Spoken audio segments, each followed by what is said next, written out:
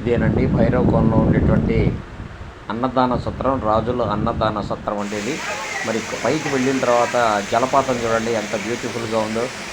మరి అదేవిధంగా జలపాతానికి ముందు ఉన్నటువంటి సీనరీ ఎంత అద్భుతంగా ఉందో చూడండి, మీరే చూడండి.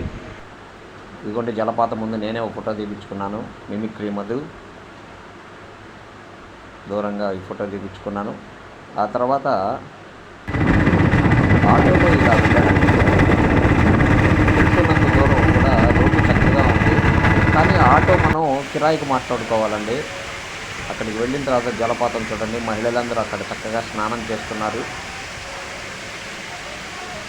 అదిగోండి స్నానం చేస్తున్నారు.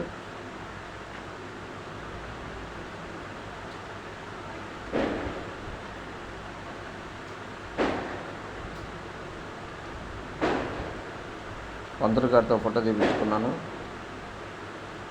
కొండ మీద ఇదే శివయ్యది, పక్కనే శివయ్య ఉన్నాడు మేడ పైన. ఇదిగోండి శివయ్య ఉన్నది, ఆ పూలవాన్ని వేసిందే. కింద అమ్మవారు ఉంటారండి. చాలా బ్యూటిఫుల్ ప్లేస్. Thank you.